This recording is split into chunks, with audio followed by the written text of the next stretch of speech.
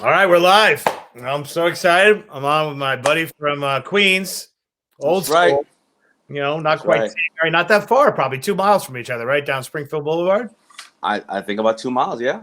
Yeah. 2 miles. Absolutely. I was just saying to Damon before we started that he looks really fit, and he insisted it's the camera angle. So I Oh, don't I know. definitely angled it I learned that from the women. Like point up, down, and Is that what you it is? look. It's like you look almost like a V shape, but I don't know if it's an optical illusion. Yeah, no, it's optical because my shape goes because I got nice shoulders, a decent chest, and then comes in a little bit, and then it goes not. It starts to come back out, and Damon then it was goes in, and then it comes back out. Damon was just saying to me before we started that you are the most worked out fat guy, right? Isn't that I am. I am. I listen. I mean, I think everybody's doing the same, right? The first week of this whole thing, I didn't drink. I was working out every day. It was like, it was like you get a good a vacation. You get to go to a spa. And then slowly the chips came into my life, and then slowly the liquor, and then the baby's baking every day because she that's the only thing, kids like to bake a cake, right? right? And that's it. Done. I had these big Done. aspirations. I was like, you know what? I'm going to use this time. I'm going to control the environment. I'm going to prove once and for all that the reason my weight goes up and down is somebody else's fault, not mine. So I'm going to eat the same 3 meals every day. I'm going to drop like whatever. And then slowly. So now my routine is I walk 5 miles to the bagel store to get like a big fat bagel with cream cheese and lox. Yeah.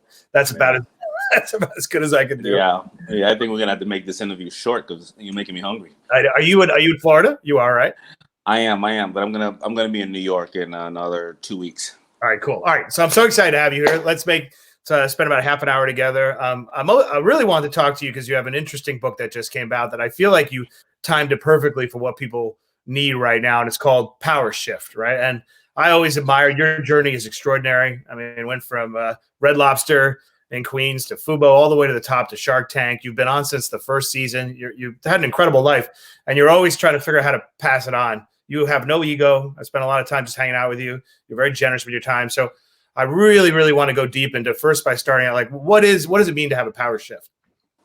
Well, thank you for the kind words, and I think we reflect each other. I think all those same things apply to you, and I think that you've done a lot of power shifts too. Because, so I looked at power shift, and being dyslexic, I've written now total of 5 books, for 3 books in the last 5 years, and I just want to be very honest. I don't write books to write them. I think the first book I did write to say, let me get my story out. So it's a calling card. This is when Shark Tank wasn't on, and people only thought that I was the FUBU guy, and like everybody watching right now, I was put in a box, and we were all usually put in a box. That's the easiest way for people to do that. This is person's only a nurse, only a barber, only this, whatever the case is. So I had this feeling at that time that I wrote my first book, Display of Power, that whenever I would walk into a corporate setting, people would think because I'm the FUBU guy, I would come in with gold teeth, a gun off my side, baggy pants, and start rapping and breakdancing. And I wanted people to understand that the fundamentals of business, no matter you're selling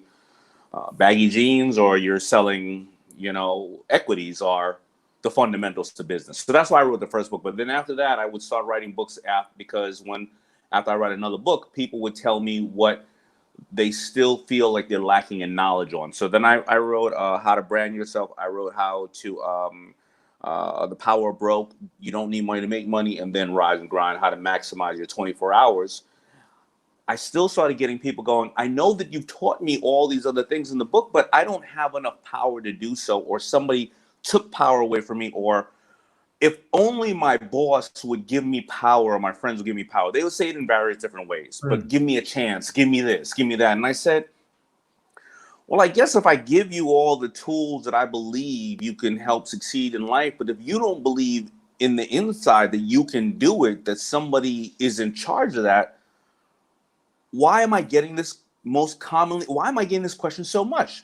So then I looked into it and I said, wait a minute, I got to let people know how somebody like a Matt, grows up a couple of miles away from me. We didn't grow up well, and you move on to work with the mayor's office, and then you work with sports teams, and then you acquire companies, and you go on Shark Tank and various other things. And how do you rise to the top of all those industries? How does Diddy first start being an intern, then he's a dancer, then he owns his own record label, then he goes to the top of the world in selling wines and spirits, and then he does the same in apparel, and then he's also a TV star. How do individuals move throughout systems like that, and what is their recipe?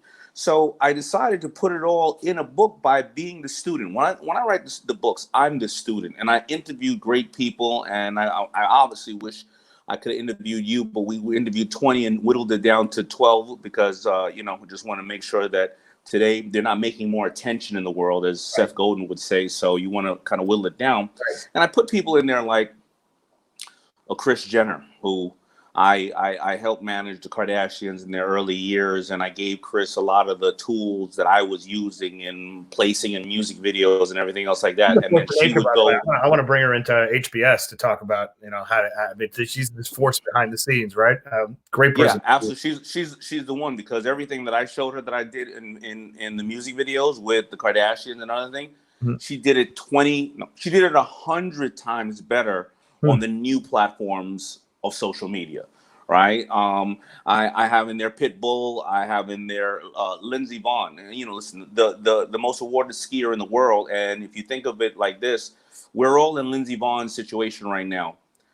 For 4 years, she would practice to then compete and win over a millisecond every 4 years. So think about the intense training she did when she was, as we call it, confined or sitting at home or quarantined, to win over the best people in the world over a quarter or a millisecond, right? So where is that discipline? Where does that come from to be a winner like that? And then I have in there people that really are really in tune with what's going on today. A young woman named Crystal, who nobody will traditionally has ever heard of necessarily, and she worked at a university. She took her maternity leave, went off and had a baby. And the baby was a preemie, but while she was home, just like all of us now, even though she was taking care of her baby, she didn't treat it like a Saturday. She found out that, a lot of companies need virtual assistants, and they don't want to outsource to India and Asia because they want people who understand the cadence and understand, us, and so she found a company named Belay. She started to figure out how to become a virtual and work virtually at home so that she can add values to the university, because she knew that when she went back, she needed to ask for half the time because she had a premature baby at home. She goes to university, says, hey, listen, I've learned how to work virtually. Is it possible for me to take half the time at home to my child? And they were like, we love you, but unfortunately the code and the rules here would not allow us to do that. And you know that universities are they're pretty structured, right? If they're not, they're in trouble. The bureaucracies, right? Yeah. Okay, well, now she lives in Ohio, and she stays home and raises her baby. She used to give me 30 hours a week, maybe, or, my team. But after this whole thing went down, we begged her to give us 40, 45, because she's training my team how to work virtually and more proficient, right? She picks the hours she wants. She probably gives somebody else 10, somebody else 20 hours. She stays home. She doesn't have to get on the subway. She doesn't have to go to work and sit next to people and do anything. And she makes more money than she's ever made before. And she only picks to work with who she wants to work with, and she created a Powershift. And so I have many subjects in the book like that, and I have a lot of techniques. And I go down to that. I like that one in particular because I spoke to the founders of Belay, the virtual assistant, right? And not on somebody's radar. You talk about what they've done with their life and the kind of life they've created. I won't put their numbers out there, but anybody who's watching right now would be very happy to have that life, right? And she had to manifest it and had to had to take the first step where you just say to somebody, you don't see me for who I truly am. You're trying to put me in a box. You're trying to label me, like you said before, kid from Queens or even an athlete, right? And somebody's always trying to put you in a box. And it's up for you, which I love the word, power shift, right? To begin to manifest who you want to be. But you don't just use celebrities in your books. You have the great examples of somebody like that no one would ever heard of, but a phenomenal life that they've been able to create, right? Yeah, no, absolutely. And it's not up for you to go out and tell people who you are. Listen, I was telling people because I was somewhat a public person in regards to FUBU, but I wasn't telling people who I was. I was just giving them an image, a lens of my journey through my life, right? But I was doing something that I truly wanted to do, and it's more about don't tell people, show people who you are, and start the process as slow as it is. But I go into negotiation about the book, and at the end of the day, it really is a negotiation. The first negotiation is with yourself, right? Are you ready to get smacked down? Are you humble? Do you have the right people around you? What's your why? Why are you actually doing this? I mean, Matt, you and I see people all the time that they're doing things because maybe society, they thought society wants them to do this, or their parents grew up in a different day and age and said, this is what our family does, and this is what you have to be. You have to go to college, you have to do this, and you have to get a $300,000 loan, and then become a doctor, and then pay it off by the time you're 45 and 50 years old. And, so you have to have a lot of negotiation. But negotiation comes in three parts. We spoiled them already, Matt, on Shark Tank, because it's not 8 minutes. You start off, hi, sharks, and at the end you either are out of it or you're negotiating with the sharks and you're walking out going, I'm rich. That's not reality, right? No, reality in negotiation is three parts: building influence, then negotiating, and what's in the best interest of the other person at the other side of the table, and valuing the relationship and nurturing the relationship and getting 10 times more out of that relationship over a period of time. And, and that's what I share in the book and the techniques about it. I did a talk last night with 500 college kids, which was really interesting. I've been talking to everybody and just getting perspective, major CEOs, publicly traded companies, but I hadn't spoken to college students, right? It was really interesting. And one of the students had said to me, and they're all kind of dealing with anxiety and depression. What's the biggest thing that you had regret at this point in your life, looking back? So, I don't regret much, but the one thing I regret is I didn't realize earlier on that nobody really cares what you're doing, right? You spend so much energy worrying about what other people think. And then and at the end of the day, when you get to our age, life brings you to your knees. We both had cancer, go through different trials and tribulations. I've been divorced. I've been smacked down. You realize actually nobody really cares nearly as much as you think. And then the longer you wait to live your own life, the more regret you're going to compile when you look back. That's probably my number one regret. And I was talking to these college kids. What advice do you have for, if you were talking to a group of 500 college kids right now, what does a power shift look like in the time of COVID? That's a really good question. And honestly, my daughter just graduated from FSU, 2 weeks ago. And, my daughter don't care about much. And so she wasn't the one going, oh, I can't go down. Huh? She's got swagger. She's not. She's not. She's like, man, I ain't want to go to graduation anyway. I ain't like half those kids. But, if I look at a kid today, how do they use this? Listen, they're at the best times of their lives, right? They're young enough to be able to go out and, as we all know, Gary will say it the best: eat pizza and live in a basement and work 24 hours a day.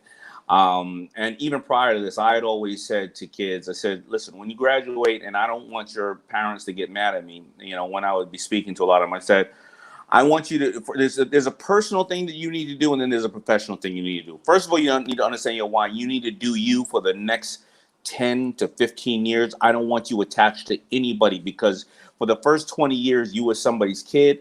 And then after that, you're going to be somebody's husband, wife, mother, father, grandmother, grandfather, and God willing, you'll live to 100 years old. And so out of that 100 years old, I want you to take 10 years and do you as much as you can. I don't care if it's travel the world and live in hostels, or it's save the animals, or it's party, whatever the case is. And simultaneously, while you're doing that, find what you really love and what you can, and how you can contribute, and how you can get people around you that you're working with and have that working relationship to be able to do that. I mean, if you ever look at the book Outliers, it showed that of course, Dell and Gates and Jobs, they were all between the ages of like 15 to 17 or 18 when computers really started getting going. They weren't old enough where they had to say, honey, I got to go get a job. And they weren't young enough. They weren't too young to not understand it. So they were able to twiddle and mess around with things for that period of time. If you look at all of my colleagues in hip hop, we're all generally the same age. Me, Puff, Latifah, Jay-Z, all of us, we're all around 49 to 53, because when hip hop was really coming over, we were around that age between 15 to 20 that we can mess around with this all day and do beats or try to make clothes and all this kind of stuff.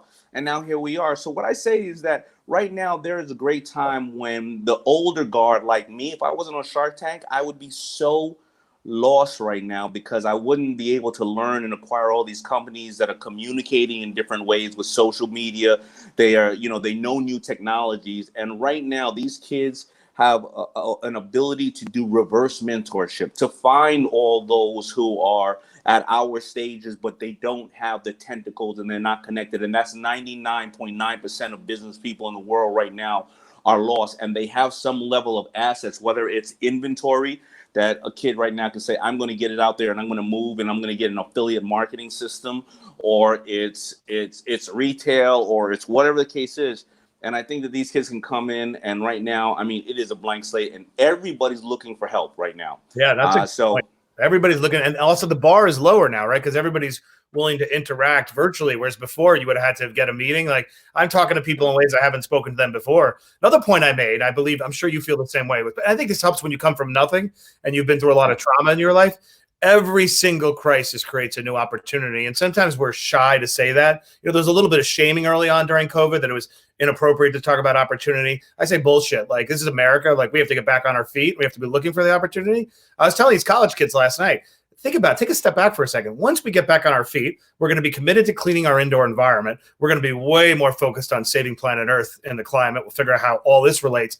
But probably from a financial perspective, the bar to creating a startup just got a lot easier. You don't need physical space anymore. No one expects it. And now CEOs and investors will take meetings over Zoom. So you can get traction a lot faster. You can outkick your coverage and make it look like you have a big company, even though you're sitting like I am right now on the third floor of my cup of coffee. Like, an aperture always opens in a crisis. And I was telling the students last night, okay, maybe before you wanted to go in an industry like live entertainment that might be on its back for a little bit. All right, so you might have to go into telemedicine. Big deal. You're still going to have a job.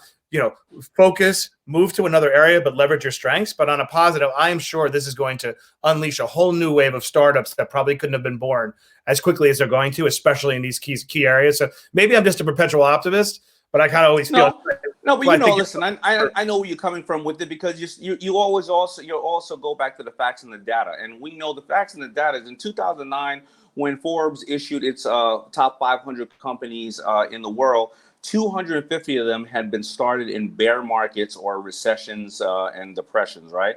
And then look in 2009 to 2011, what was created then? What? Airbnb, Uber, Slack, Venmo, Snapchat, Pinterest. Right? I mean, Right. And again, it always creates opportunity. Since the Declaration of Independence was signed, there have been 47 major events in this country that has happened between that time that people thought the world was over, whether it was a civil war or whether it was a depression or whether it was the Vietnam War, whatever the case was Kennedy getting assassinated.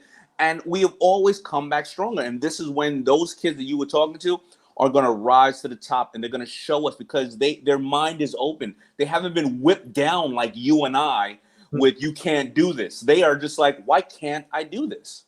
I'm gonna throw to some questions. A little new feature here, Damon. We're gonna try where we can actually put up questions on here. Let me see if it actually works. Look at that. Can you see it on yours?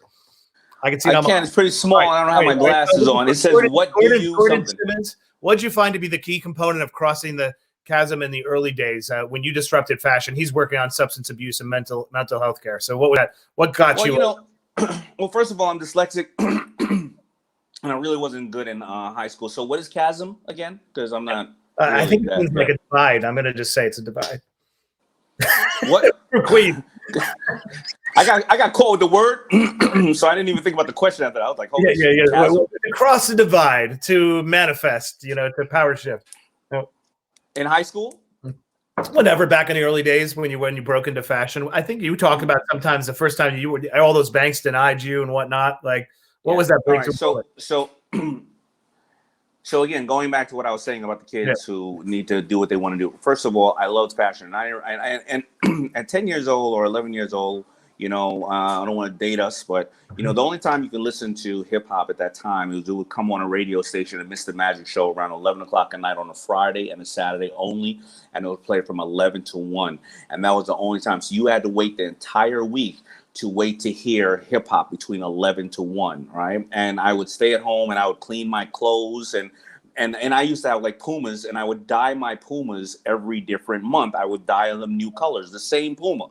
So all the girls would think that I had, during the course of the year, 12 new pairs of Pumas when I only had one pair that I kept dying, right? And why do I say that? I say that I learned later on my love for fashion and hip hop. I can actually gel them together when I was right around 18.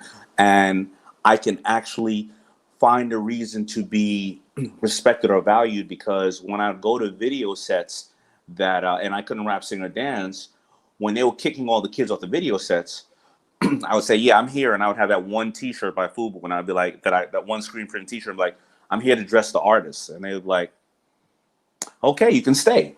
And now my greed to want to stay on these sets and see LL Cool J and Run DMC and Brand Nubian and these guys perform. And then I was hollering at the video chicks, right? And I was eating the free food, over on the set. That was my chasm. I was doing something I loved. Meanwhile, I was actually planting a seed that I didn't realize I was planting, because I didn't know people were going to like the shirt or not. And people started actually wearing the shirt. And Brand Nubian and I think Miss Jones would actually take the shirt and wear it on the video. And then it started slowly turning. And then Wu-Tang